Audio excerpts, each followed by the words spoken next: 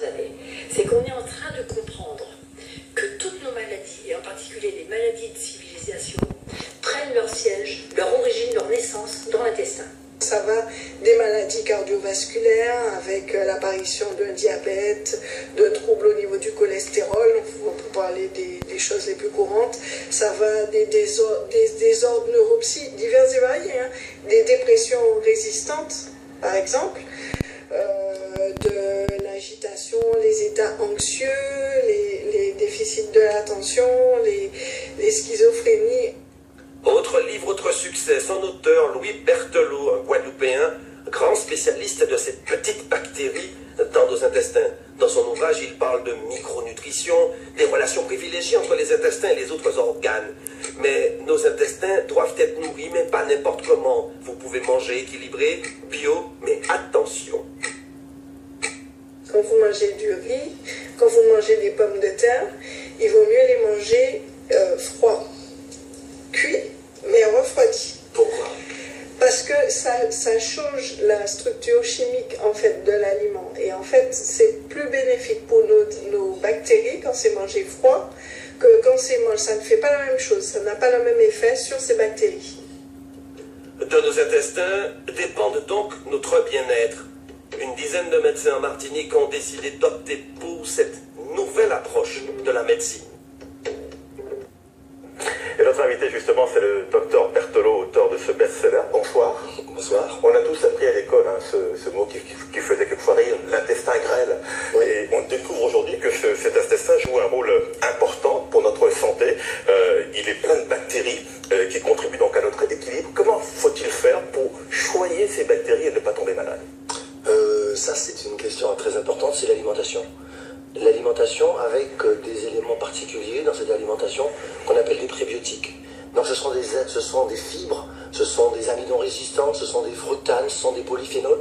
C'est toute une série de micronutriments qui vont se retrouver dans l'aliment et qui vont permettre de nourrir les bactéries. Donc c'est le choix au départ des aliments que nous consommons? Tout à fait, le choix, c'est-à-dire il faut une alimentation, comme on dit, équilibrée. Cette alimentation équilibrée va être importante pour nos cellules, mais dans cette alimentation équilibrée, il faut apporter certains éléments qui vont être très importants pour les bactéries.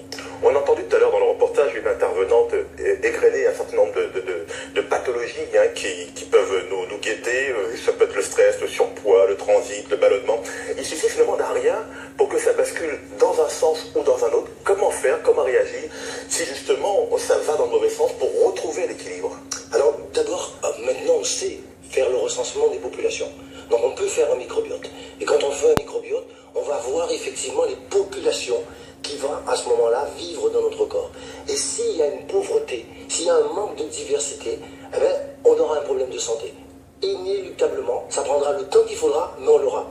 Donc c'est pour ça que moi j'opte beaucoup pour la prévention. Bien avant qu'on soit malade, il faut penser à le faire. Parce que c'est vraiment la clé essentielle de notre santé. Est-ce que notre insularité, quelque part aussi, peut poser problème en termes d'alimentation, avec surtout aussi beaucoup de soda que nous consommons ici? Est-ce que quelque part, ça joue un rôle particulier? Tout à fait. Alors là, vous soulevez quelque chose que nous appelons la néfaste food. Ça veut tout dire, hein. C'est-à-dire que ce type d'alimentation très sucrée, trop grasse, elle a effectivement des effets délétères. Des effets délétères sur les cellules humaines, mais des effets délétères sur les bactéries avec lesquelles nous devons vivre en coopération.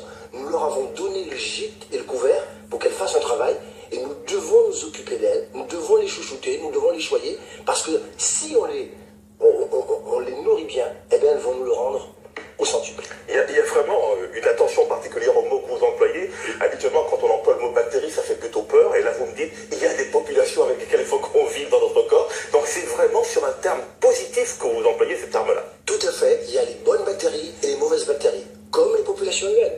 D'accord. Ceci dit, c'est pas parce qu'il y a de mauvaises bactéries qu'elles vont être négatives aussi.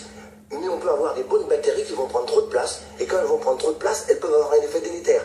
D'où la nécessité de comprendre comment elles fonctionnent, d'aller faire ce recensement et de savoir comment elles sont équilibrées. Alors, avec vous, on comprend